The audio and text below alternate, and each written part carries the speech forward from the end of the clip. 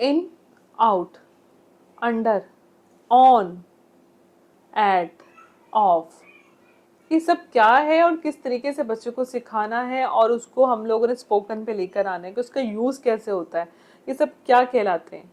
जी हाँ, ये सब कहलाते हैं प्रेपोजिशन। और प्रेपोजिशन बच्चों को बचपन से ही हमने कैसे सिखानी है, उसका कॉन्सेप्ट कैसे देना है बच्चे को। अगर बच्चे को प्रेपोजिशन अच्छे तरीके से बचपन से ही आती होगी तो क्या होगा, स्पोकन में उसको हेल्पफुल होगा, उसको इनका यूज करना आएगा तो क्या होगा, स्पोकन इंग्लिश उसकी अच्छी हो जाएगी, स्पोकन भी अच्छी हो जाएगी और रीडिंग राइटिंग में भी उसको बहुत ज़्यादा हेल्पफुल होगी।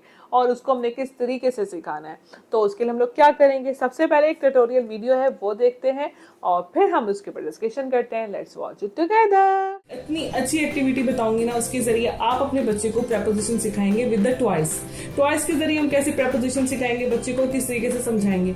ये जो मेरा वीडियो है ये नॉट फॉर द किड्स, बल्कि जितने भी बड़े बच्चे भी हैं ना, जो उसमें आप 5 क्लास में हैं, 4 में हैं, 3 में हैं, 2 में हैं, उससे अबव हैं और जिनका कॉन्सेप्ट क्लियर नहीं होता कि इन, ऑन, अंडर, ऑफ, ये सब का क्या करना है, बिहाइंड आ गया, इन फ्रंट ऑफ आ गया, बिटवीन आ गया, अबव आ गया, नियर आ गया, बिसाइड्स आ गया, तो उन सबको हमने कैसे करना है, तो ये उसके लिए है। तो हम लोग क्या करेंगे, आपने क्या करना है, आपने सिंपल बच्चे को क्या, सबसे पहले जो छोटा बच्चा है, जैसे कि हम लोग पहले स्टार्ट करते हैं छोटे बच्चे से, जो बिगनिंग में है बिल्कुल, जिसको हमने एबीसी और उसके सारे कॉन्सेप्ट दिए हैं, फोनिक्स सिखाए हैं, वॉवल्स, कॉन्सोनेंट बताए हैं। उसके बाद हम लोगों ने उसको प्रेपोजिशन कैसे बतानी है, हमने उसको बताना है इन, ऑन और अंडर का कॉन्सेप्ट उसको हमने किस तरीके से देना है। सबसे पहले हम लोग इन से स्टार्ट करेंगे। इन से हम लोग कैसे स्टार्ट करेंगे, हम बच्चे को बताएंगे कि कोई भी चीज अगर किसी के अंदर हो, आप उसको चलते फिरते एग्जाम्पल्स दें। एग्जाम्पल्स कैसे दें, जैसे कि आप ये वाला मैं इस बुक के जरिए इस बच्चे को सिखाऊंगी कि देखो, अगर ये पेन इसके ऊपर है तो ये क्या है, ऑन, और अगर ये इसके अंदर है तो क्या है, और अगर ये बिल्कुल इसके नीचे है तो अंडर। Yes, under. ऊपर है तो ऑन, अंदर है तो इन, और नीचे है तो अंडर। आपने इस तरीके से बच्चे को प्रैक्टिस करवाएं। आप उसको क्या करें, आपके घर में कोई चेयर है तो उसके ऊपर कहो कि अगर आप इसके ऊपर बैठे हो तो आप क्या हो, ऑन द चेयर हो, और उसके अलावा आप उसके नीचे चले गए तो अंडर चले गए। इस तरीके से आप बच्चे को सिखाएं। डब्बा ले लें, एक भी कोई भी बॉक्स लें, बॉक्स के अंदर आप बच्चे से कहो कि इसके अंदर आप जाओगे तो क्या होगा, इन होगा। उसके अंदर एक बॉक्स लें, बॉक्स के अंदर ट्वाइस डाल दें, बोल दो कि मैं क्या करूँ, इन द ट्वाइस जो है ये इसके अंदर जा रहे हैं तो इन जा रहे हैं। तो आपने इस तरीके से बच्चे को ये वाला कॉन्सेप्ट देना है with the toys, with the everything जो आपके अराउंड में है, आपके सराउंडिंग में जो भी चीजें अवेलेबल है उसकी जरिए सिखा सकते हैं। कुछ नहीं तो आप एक पिक्चर ले लें। अब जैसे कि ये पिक्चर है, इस पिक्चर में आप क्या करें कि बच्चे को आप बता सकते हैं कि देखो ये पिक्चर में जो कैट है वो क्या कर रही है, अंडर है, इस तरीके से। और ये जो माउस है ये कहाँ है, डस्टबिन के इन है। और जो बॉय है वो सिटिंग ऑन अ चेयर। इस तरीके से आप बच्चे को कोई भी पिक्चर ले ले, इवन तो आप अपनी पिक्चर ले सकते हैं, अपनी जो आपकी फैमिली पिक्चर वो इस तरह की है जिसके जरिए आप बच्चे को सिखा सकते हैं। आप वो पिक्चर ले लें, उसके जरिए आप बच्चे को बता सकते हैं कि इस तरीके से हमने इन, ऑन और अंडर जो है बच्चे को सिखा दिया। उसके बाद हमने बच्चे को और कॉन्सेप्ट देना है, और कॉन्सेप्ट हमने बच्चे को देना है वो है behind, in front of, between. अब देखिए, अब हमने बच्चे को क्या किया कि हमने एक बॉल ली, बॉल लेने के बाद टेडी बियर लें। मेरे पास ब्लू ही है, बच्चों का फेवरेट, आजकल बच्चों को ये बहुत पसंद है। अब आपने क्या किया, बच्चे को कहा कि अगर ये इसके बिल्कुल सामने बैठा है, ये बॉल है और इसके सामने बैठा है ब्लूई, तो क्या है, इन फ्रंट ऑफ, क्या है, इन फ्रंट ऑफ। और अगर इसके पीछे बैठा है ब्लूई, बॉल के पीछे बैठा है तो क्या आएगा, बिहाइंड, बिहाइंड। अगर बॉल के पीछे बैठा है ब्लूई तो क्या है, बिहाइंड। और अगर सामने बैठा है तो इन फ्रंट ऑफ। और अगर लुई 2 बुक्स के दरमियान में बैठा है और उसके दरमियान साइड पे, दोनों साइड पे बुक्स हैं, तो क्या होगा? बिटवीन। क्या होगा? बिटवीन। और अगर ब्लूई इससे ऊपर, इतनी ऊपर है, तो क्या होगा ये? Above the ball. Above the ball. अगर ब्लूई बॉल के बिल्कुल साथ बैठा है तो हम उसे बोलेंगे बिसाइड। बिसाइड। और अगर ब्लूई इसके पास बैठा है और बॉल थोड़ी सी दूर है तो क्या बोलेंगे? नियर। क्या कहेंगे? नियर। Near the ball. और बिल्कुल साथ बैठा है तो बिसाइड द बॉल।